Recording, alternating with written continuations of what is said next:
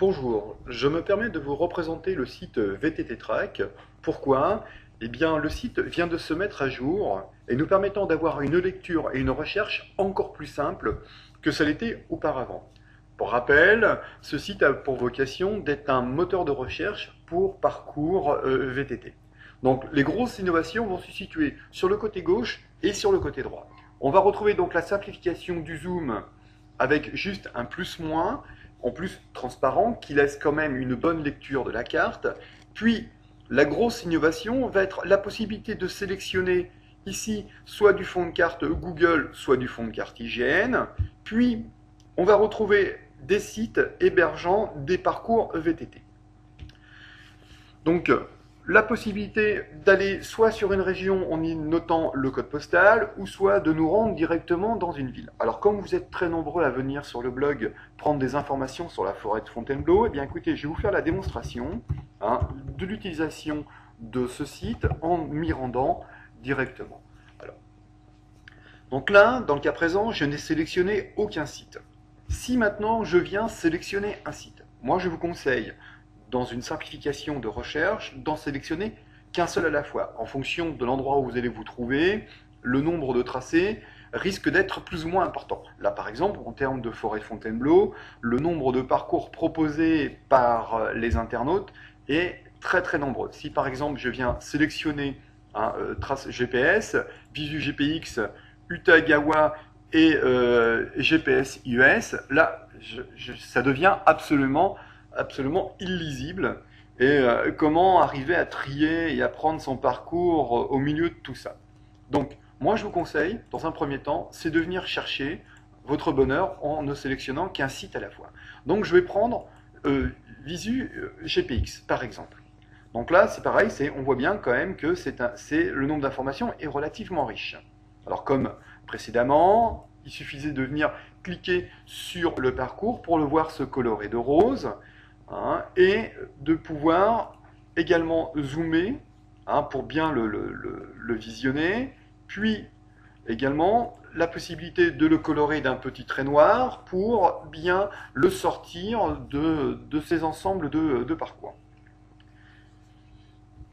Mais il y a aussi une grosse innovation qui va être le mode grille, qui était déjà présent sur l'ancienne version, mais qui est encore plus sympa maintenant. Donc, après l'affichage, voilà, on a l'ensemble des tracés qui sont ici. Alors, moi je vous conseille, c'est de customiser un petit peu votre recherche. C'est-à-dire qu'on va pouvoir venir décocher un certain nombre d'éléments. Donc par exemple la source, puisque c'est nous qui l'avons coché, on sait à qui on a affaire. Le type de parcours, moi je vous conseille de le conserver, c'est pour savoir si c'est une boucle ou un tracé. Le titre, moi, ça m'intéresse peu. Le TCX, comme c'est à 0, je le fais disparaître. Et le sommet, ça va être en fait le point le plus élevé durant le parcours. Donc voilà, on vient de simplifier notre colonne. Donc on va pouvoir maintenant la réduire pour conserver justement une bonne lecture de notre tableau. Voilà. Maintenant, qu'est-ce que je peux faire? Eh bien, éventuellement, je peux soit ranger dans l'ordre décroissant ou dans l'ordre croissant. Donc, si vous cherchez des informations sur du kilométrique, mettez-vous en ordre décroissant ou inverse. Ou si vous cherchez les informations en termes de dénivelé, bien, vous pouvez vous mettre dans l'autre sens. Donc, voilà, par exemple, allons faire un petit tour sur ce parcours-là. Donc, voilà, je l'ai présélectionné. Maintenant, je vais venir l'afficher sur ma carte.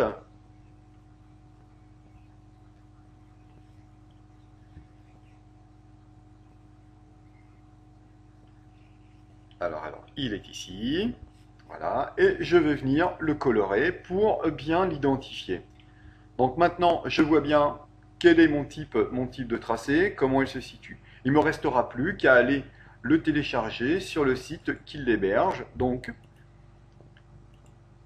voilà, et on voit quand même que ça fonctionne très très rapidement.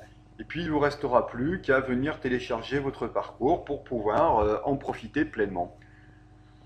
Donc, pour conclure, écoutez, c'est encore plus simple d'utilisation, plus facile à lire et relativement rapide. hein, malgré la richesse des informations. Écoutez, c'est une très très belle mise à jour et un site vraiment incontournable pour toute personne cherchant des parcours VTT en France. À très bientôt.